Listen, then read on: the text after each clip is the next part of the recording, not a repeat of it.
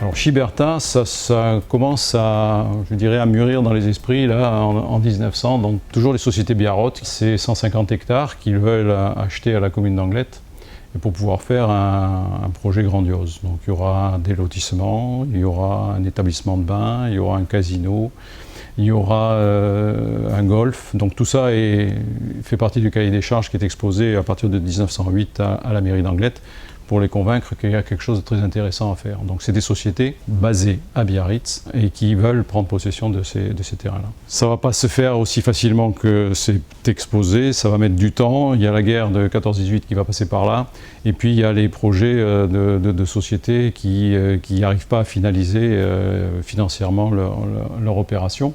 Et donc il va falloir attendre 1924 qu'un richissime Belge vienne s'installer et croit en le projet et mettre l'argent qu'il faut pour débloquer tout ça.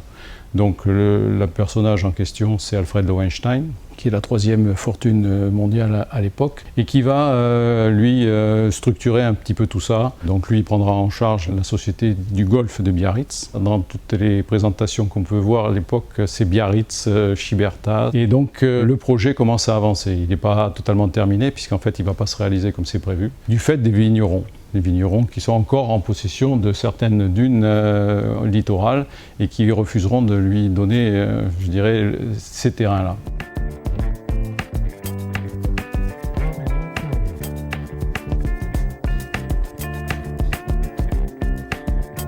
Pour continuer à, je dirais, amener les touristes sur ce littoral anglois, des sociétés envisagent de créer des moyens de transport. La société VFDM, donc les voies ferrées départementales du Midi, envisage de créer une ligne de voies ferrées qui partirait de Bayonne et qui arriverait jusqu'à Hendaye, pour longer la côte et pour amener des touristes sur ce littoral, et en particulier le littoral anglois. Donc ce projet voit le jour dans les années 1914 et il se réalise. La première liaison qui se fait, c'est Bayonne-La Barre en 1918. En 1919, la liaison suivante, La Barre-Biarritz, est créée, et ainsi les gens de Bayonne, de Biarritz, peuvent venir bénéficier et utiliser pleinement le littoral anglois qui était en voie d'équipement.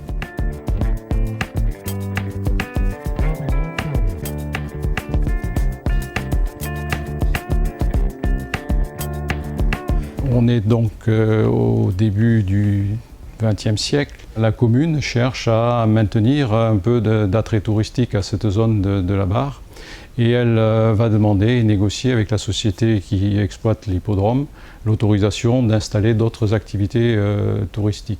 Il y a donc un tir aux pigeons qui s'installe dans les boucles de l'hippodrome, qui va durer lui aussi assez longtemps. Autour de la petite tribune s'installe une piste de cartes. Une piste de cartes qui a été exploitée pendant très longtemps par la famille Saint-Rame, depuis 1962 environ jusqu'en 1970, date à laquelle ça s'arrête cette activité-là. La patinoire d'Anglet, qui était un pari un peu fou, qui est imaginé après les Jeux Olympiques de Grenoble de 1968 par un promoteur bordelais, qui se dit pourquoi pas, hein, les Jeux Olympiques ça marche, enfin les sports d'hiver ça marche beaucoup en ce moment, on va proposer de venir installer une patinoire sur la plage d'Anglet. Donc ça paraît complètement décalé. La concession de 25 ans qui était négociée au départ par le promoteur s'est arrêtée relativement rapidement, puisque la patinoire a été reprise par la commune quelques années après, et depuis cette patinoire a été réhabilitée, agrandie, modifiée, rénovée. Et tout ça, je dirais, augure de l'avenir.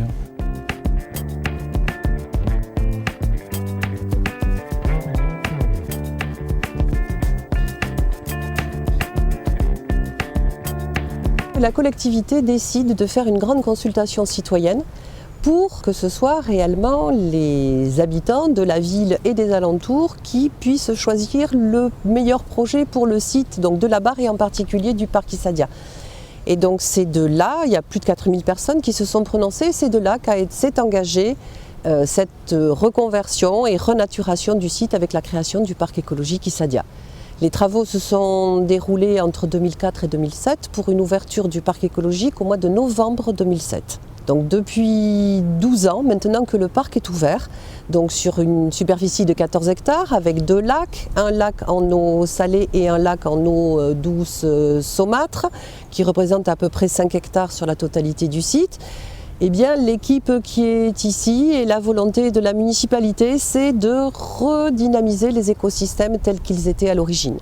Donc ça veut dire ce qu'on appelle des travaux de restauration écologique. On arrache les plantes invasives, on ne replante que des espèces endémiques, des espèces locales. On a fait de gros travaux sur l'hydraulique pour que le lac Nord en particulier retrouve sa fonction de lagune, c'est-à-dire qu'on entre et on sort de l'eau à toutes les marées pour favoriser la biodiversité et la population des poissons.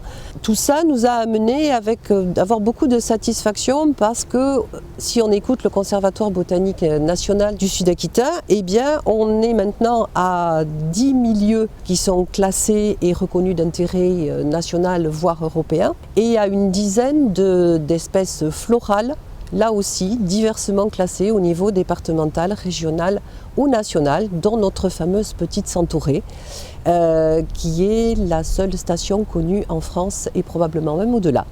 Donc tous les travaux et tout ce qui est mené produit des résultats qui font, j'espère, le bonheur de tout le monde.